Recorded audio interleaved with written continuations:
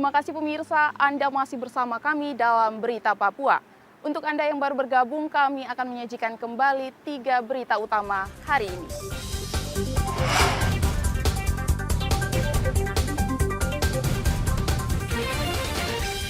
Tentara di perbatasan Papua Nugini temukan ladang ganja seluas 600 meter persegi.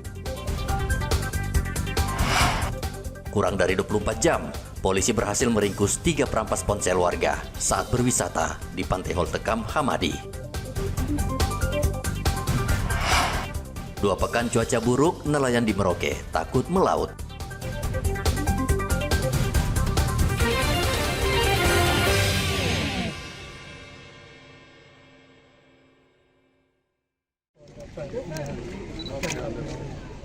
Pemprov Papua mencanangkan kampung mandiri ekonomi di distrik Kemtu Gresi, Kabupaten Jayapura. Kampung ini dinamakan Kampung Bring, yang merupakan pilot proyek kampung mandiri karena dianggap mampu mengelola seluruh sumber daya perkebunan seperti kakao dan kopi. Penjabat Gubernur Papua Ramses Limbong mengatakan Kampung Bring dapat menjadi contoh bagi kampung lainnya di distrik Kemtu Gresi dan seluruh kampung lainnya di Provinsi Papua. Intinya kunjungan kita ke sini untuk memotivasi masyarakat supaya masyarakat itu punya kemampuan sendiri untuk mencukupi hidup dia melalui pertanyaan-pertanyaan yang kita dorong tadi. Dari khusus yang diberi tadi, bagaimana masyarakat itu dengan memanfaatkan potensi apa yang bisa dikembangkan di situ. Salah satunya kakao. Kakao itu kan mahal, 120 sampai 140 ribu per kilo. Nah, kalau itu termanfaatkan, tadi saya tanya 2 tahun sudah produksi. Nah, kalau itu bisa dikembangkan di sana, nggak perlu lagi masyarakat itu yang saya bilang tadi kesannya minta, tapi sih memberikan kontribusi. Ya, bisa nyekolahkan anaknya, bisa bangun rumahnya dan sebagainya.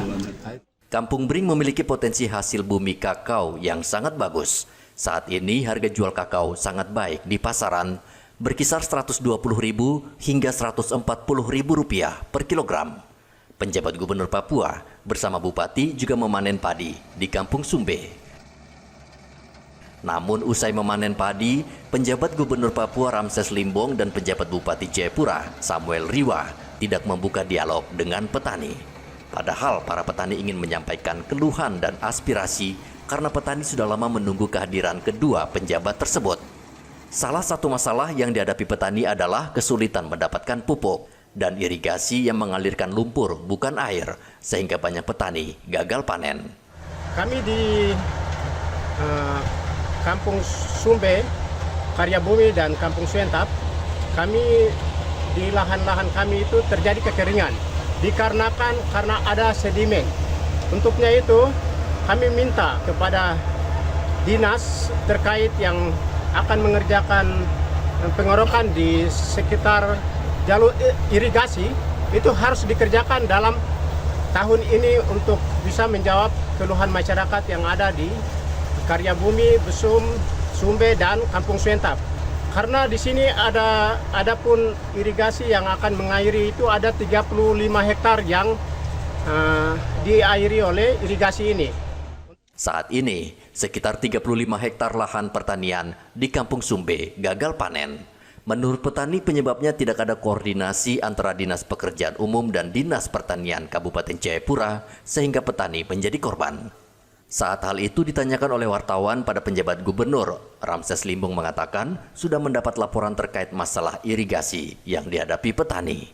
Ia berjanji akan meminta dinas terkait untuk menyelesaikan masalah tersebut. Ari melaporkan dari Kabupaten Jayapura, Papua. Pasar membawa rotan. Kunjungan penjabat Gubernur Papua Ramses Limbong ke distrik Kemtu Gresi, Kabupaten Jayapura menuai kritik dari Kepala Kampung Bring, Elisa Nian. Elisa mempersoalkan mengapa dana desa dari pemerintah pusat tidak bisa digunakan untuk merenovasi rumah. Elisa meminta penjabat gubernur memberikan bantuan renovasi rumah. Ini masalah. Dana desa sudah ada program prioritas 8 sampai 9 prioritas. Bangun rumah masalah. Kami minta bisa bantu untuk rehabilitasi rumah. warga Kampung Pri dan di sekitarnya, terutama juga di Kampung Ani. Penjabat Gubernur Papua Ramses Limbong mengatakan pemerintah sudah mengatur prioritas penggunaan dana desa dan bukan untuk rehabilitasi rumah pribadi. Saya ngomong tadi kan saya jelaskan, tidak boleh untuk membangun keperorangan. Apakah itu rumah, ya, tapi boleh dimanfaatkan untuk mengembangkan. Jadi dana desa ini kan untuk stimulus membangun membangkitkan perekonomian di daerah, itu poinnya.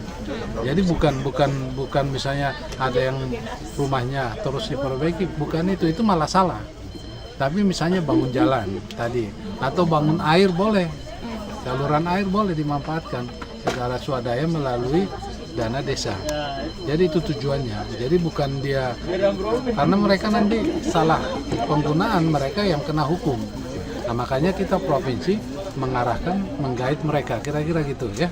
Jadi bukan dia dilarang, boleh digunakan untuk kemaslahatan umum. Warga di kampung juga berharap kucuran dana desa serta peruntukannya tepat sasaran seperti pembangunan infrastruktur jalan, jembatan, dan MCK. Ari Bagus Purnomo melaporkan dari Kabupaten Jayapura, Papua. Pemirsa, informasi tadi sekaligus mengakhiri jumpa kita dalam Berita Papua. Saya Graciela Taime mewakili seluruh tim redaksi yang bertugas menyampaikan terima kasih. Selamat beraktivitas, sampai jumpa. Wanyambe.